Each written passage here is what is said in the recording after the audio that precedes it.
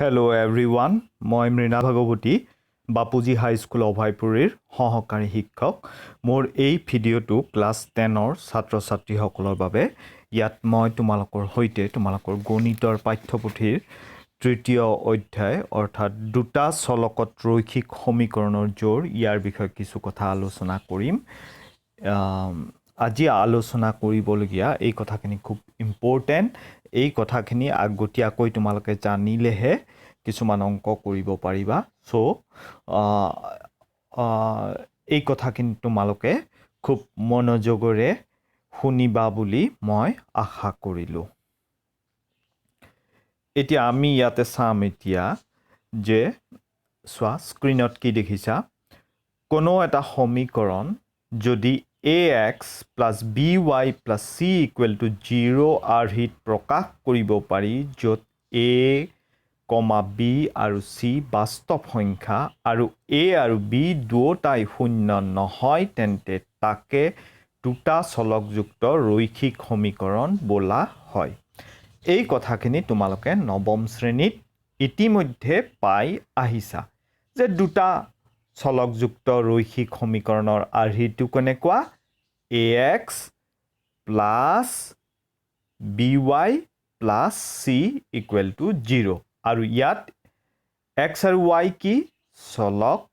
আৰু a b c এ কি বুজাইছে, বাস্তৱ সংখ্যা বুজাইছে।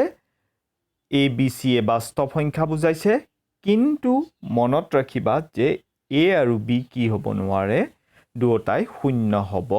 নোৱাৰে। এই কথাখিনি মনত ৰাখিবা। a আৰু b দুয়োটাই কি হ'ব নোৱাৰে, শূন্য হ'ব নোৱাৰে। তেতিয়াহ'লে হ'ল দুটা চলকযুক্ত ৰৈখিক সমীকৰণ কি, ইয়াৰ সাধাৰণ ৰূপটো কি তোমালোকে বুজি পালা।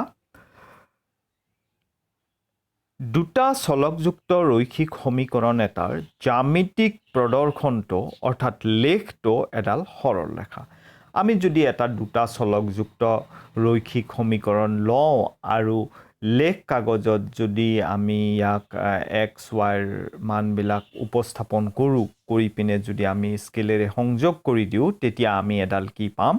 সৰল ৰেখা পাম। ঠিক আছে,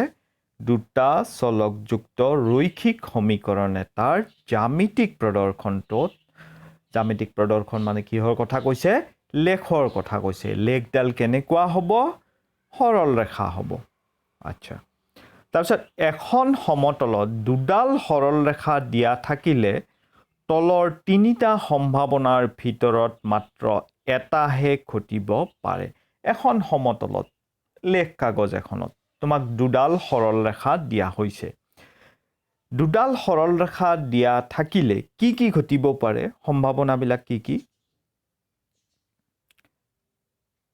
এক নম্বৰটো কি,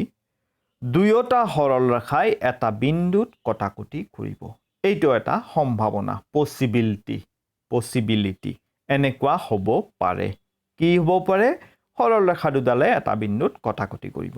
তাৰপিছত আৰু এটা সম্ভাৱনা কি,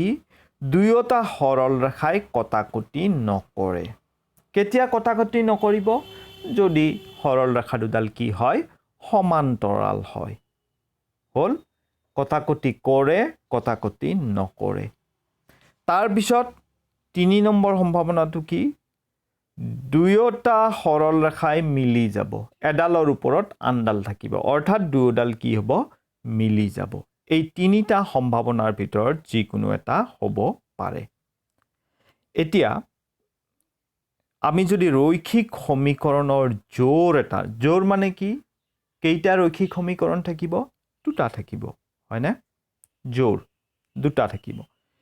গতিকে আমাৰ সাধাৰণ ৰূপটো কি আছিল, এইটো। যেতিয়া দুটাৰ কথা ক'বলৈ যাম, এই এটো আমি যেতিয়া প্ৰথমটোৰ কথা ক'ব যাম ৰৈখিক সমীকৰণ, তেতিয়া আমি a1 b1 c1 কৰি দিম। আৰু দুই নম্বৰটোৰ কথা যেতিয়া ক'ব যাম, তেতিয়া আমি a2 b2 c2 বুলি বিবেচনা কৰিম। গতিকে আমাৰ আৰ্হি দুটা কি কি হ'ব চোৱা, এইটো এটা a1x plus b1y plus c1 equal to 0, আৰু আনটো কি হ'ব, a2x plus b2y plus c2। এতিয়া এনেকুৱা এটা জোৰ দিয়া আছে হা ৰৈখিক সমীকৰণৰ জোৰ দুটা আছে নহয় গতিকে জোৰ ইমানক সংগত এই শব্দটো মনত ৰাখিবা সংগত ইংৰাজীত কনসিস্টেন্ট বুলি কোৱা হয় যদি ইয়াৰ অতি কমেও এটা সমাধান থাকে এই যে সমীকৰণ আছে দুটা সমীকৰণ আছে এই সমীকৰণৰ জোৰটোক সংগত বুলি কোৱা হ'ব যদি ইয়াৰ অতি কমেও এটা সমাধান থাকে আৰু যদি সমাধান নাথাকে তেতিয়া হলে তাক কি বুলি কোৱা হয় অসংগত বুলি কোৱা হয়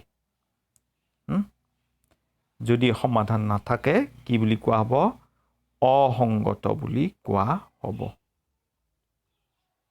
এখিনি যদি ইয়াৰ কোনো সমাধান নাথাকে তেন্তে ৰৈখিক সমীকৰণৰ জোৰটোক অসংগত ইংৰাজীত ইনকনসিস্টেন্ট বুলি কোৱা হয় গতিকে সমাধান থাকিলে ৰৈখিক সমীকৰণৰ জোৰটোক সংগত সমাধান নাথাকিলে ৰৈখিক সমীকৰণৰ জোৰটোক অসংগত বুলি কোৱা হয় এতিয়া এই কথাখিনি খুব ইম্পৰ্টেন্ট এক নম্বৰটো কনসেন্ট্ৰেট কৰা যদি ৰেখা দুটাই এটা বিন্দুত কাটে এইটোৰ কাৰণে এডাল সৰল ৰেখা এইটোৰ কাৰণে এডাল সৰল ৰেখা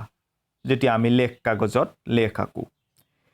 আৰু যদি সেই লেখ দুডালে বা ৰেখা দুডালে এটা বিন্দুত কাটে তেতিয়া সেই বিন্দুটোৱে সমীকৰণ দুটাৰ অদ্বিতীয় সমাধান দিব অদ্বিতীয় সমাধান ইউনিক সলিউশন অৰ্থাৎ এটা xৰ মান নিৰ্দিষ্ট এটা xৰ মান আৰু তাৰ বিপৰীতে y ৰ এটা নিৰ্দিষ্ট মান এটাই সমাধান থাকিব আৰু ইয়াক আমি কি বুলি কম সংগত বুলি কম কিয় কম সংগত কলো সমাধান আছে এই জোৰটোৰ সমাধান আছে গতিকে সংগত আৰু শৰ্তটো কি হ'ব মনত ৰাখিবা শৰ্তটো কনসেন্ট্ৰেট কৰা এইটো তোমাক যদি সমীকৰণ দুটা দিয়া থাকে তেতিয়া যদি তুমি a1 by a2 কৰি চোৱা আৰু b1 by b2 কৰি চোৱা আৰু যদি পোৱা যে a1 by a2 not equal to b1 by b2 তেতিয়া হলে তাৰ পৰা তুমি কি ক'ব পাৰিবা যে এই সমীকৰণ জোৰৰ কি সমাধান আছে অদ্বিতীয় সমাধান আছে ঠিক আছে সমাধানটো নুলিয়াকৈয়ে তুমি এইখিনি কৰি চাই পিনে ইয়াৰ যে অদ্বিতীয় সমাধান আছে সেই কথাটো সেই বিষয়ে নিশ্চিত হ'ব পাৰিবা এইখিনি কথা মনত ৰাখিব লাগিব খুব ইম্পৰ্টেন্ট কথা তাৰ পিছত 2 নম্বৰ এইটোৰ কাৰণে এডাল ৰেখা পালা এইটোৰ কাৰণে এডাল ৰেখা পালা যদি ৰেখা দুটা মিলি যায় তেতিয়া কি হ'ব অসীম সংখ্যক সমাধান থাকিব এডাল ৰেখাৰ ওপৰত আনডাল পৰিছে ৰেখা দুডাল মিলি গৈছে তেতিয়া হলে কি সমাধান থাকিব অসীম সংখ্যক সমাধান থাকিব ৰেখাটোৰ ওপৰত থকা প্ৰতিটো বিন্দুৱে এটা সমাধান দিব প্ৰত্যেকটো xৰ মানৰ বিপৰীতে এটা y ৰ মান পাবা বা প্ৰতিটো y ৰ মানৰ বিপৰীতে এটা xৰ মান পাবা আৰু শৰ্ট তুমি যদি আগতীয়াকৈ এই দুটাত কৰি চোৱা কৰি চাই পিনে যদি তুমি a1 by a2 equal to b1 by b2 equal to c1 by c2 পোৱা তেতিয়া তুমি নিশ্চিত হ'ব পাৰিবা যে সেই ৰৈখিক সমীকৰণ জোৰৰ কি থাকিব অসীম সংখ্যক সমাধান থাকিব হল তাৰ পিছত আকৌ এইটোৰ কাৰণে এডাল ৰেখা পালা এইটোৰ কাৰণে এডাল ৰেখা পালা যদি ৰেখা দুটা সমান্তৰাল হয় সমান্তৰাল মানে কটাকটি নকৰে নুচুৱে এটাই আনটোক কেতিয়াও নুচুৱে গতিকে ইহতৰ কি নাথাকিব কোনো সমাধান নাথাকিব আৰু তুমি যদি আগতীয়াকৈ কৰি চোৱা চাই পিনে যদি পোৱা কি পোৱা a1 by a2 টো কাৰ হৈতে সমান পালা b1 by b2 ৰ হৈতে সমান পালা কিন্তু কাৰ হৈতে সমান নহয় C1 বাই C2 হৈতে সমান নহয় তেতিয়াহ'লে তাৰ পৰা তুমি নিশ্চিত হ'ব পাৰিবা যে সেই সমীকৰণটোৰ কোনো সমাধান নাথাকিব আৰু ইয়াক তুমি অসংগত বুলি ক'ব পৰা ইনকনসিস্টেন্ট হৈছে গতিকে ফাইনালি আকৌ এবাৰ A1 by A2 not equal to B1 by B2 হলে